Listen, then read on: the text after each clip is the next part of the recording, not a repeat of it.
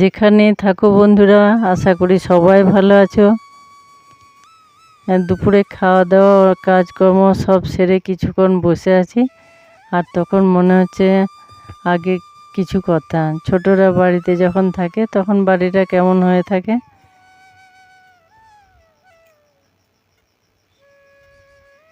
ব্যাগপত্র, বিছানা, চারিদিকে জামা কাপড় একদম ছড়িয়ে ছিটিয়ে রাখা থাকে, এক পাশ গোছ করেও সেরে ওঠা যায় না।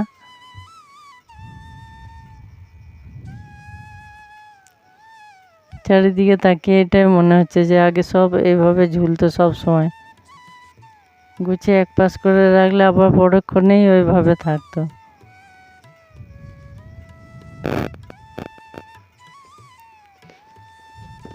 প্রায় প্রত্যেকটি রুমেরই একই অবস্থা।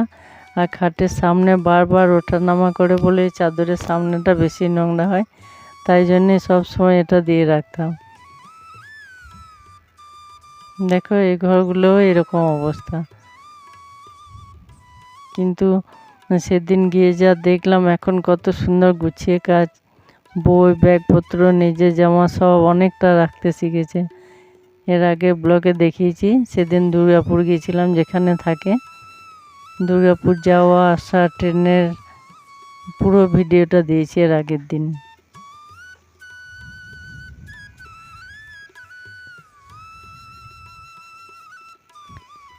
একটু পড়া, একটু ঘোরা, সারাদিন খুঁটি খুঁটি খাওয়া, একটু চকলেট, একটু বিস্কুট, একটু নোনতা কিছু। আর ওভাবে যে সব সময় যদি ভাত মুড়ি এগুলো না খেয়ে যদি লুচি ম্যাগি এগুলো খাওয়ার সিস্টেম হতো তাহলে খুব ভালো হতো।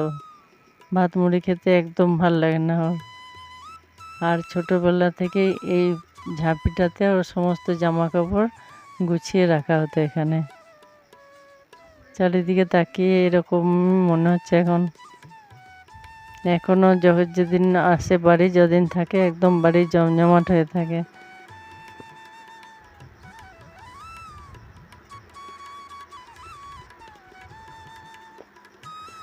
আর এগুলো হচ্ছে প্রথম রওনা দেওয়ার দিন, ব্যাগপত্র বেডিং সমস্ত গুছিয়ে।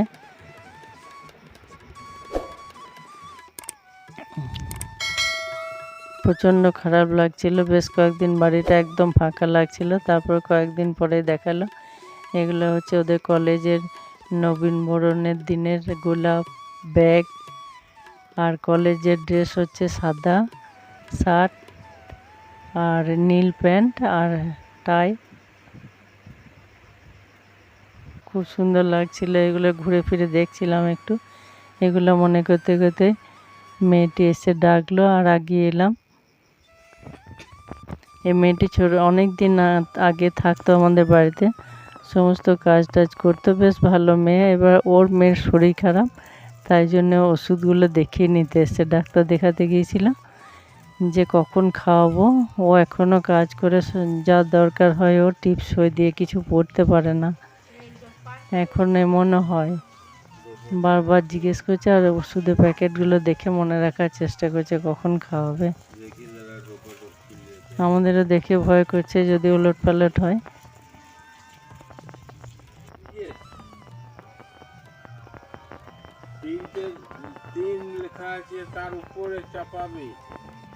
আজ এই পর্যন্তই,